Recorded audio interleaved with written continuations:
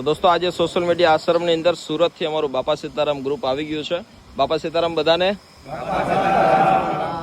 તો આજે તમે બધા સુરતથી આવી રહ્યા છો. વાહ. આજે તમારા દરેક લોકોના ભાવ અને દરેક લોકોની જે અહીંયા વિશ્વાસની જે ધરોહર છે, ઘણા બધા વ્યક્તિઓનું સારું કામ થઈ રહ્યું છે. તો આજે તમારું જમણવારનું આયોજન રાખવામાં આવ્યું છે.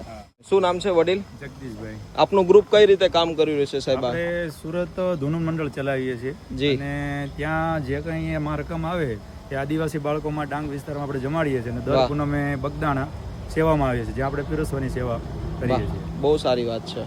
અને આજે તમે સોશિયલ મીડિયા આશ્રમે પધાર્યા એ વાત અમને ખૂબ ગમી કે આજે પોતાનો બધાનો કિંમતી સમય કાઢીને તમે બધા લોકો આવ્યા છો ને કંઈક ને કંઈક આવા એવા લોકો કે જેને આપણે બધા લોકો એક દિવસ પાગલ કહેતા હતા, ગાંડા કહેતા હતા, જેનાથી લોકો ભાગતા હતા, પણ આજે બધા લોકો સાથે હળી મળીને તમને ખૂબ આનંદ થશે અને ભાવથી બધાને જમાડો અને બસ આવી જ રીતે આવતા રહેજો. Thank you so much. બાપા સીતારામ બધાની રક્ષા કરે.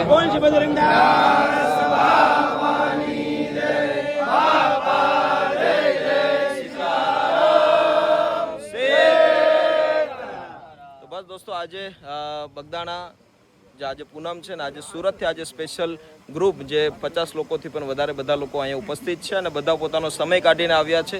તો સારું કામ થતું હોય તો આપણે બધા લોકોએ કંઈક ને કંઈક સેવાના કામમાં જોડાવવું જોઈએ. તો સપોર્ટ આપતા રહેજો અને બસ આવી જ રીતે દરેક લોકોના સાથ સહકારથી કામ કરતા રહેશું. જય બાપા સીતારામ, જય શ્રી કૃષ્ણ. થેન્ક યુ બધાને.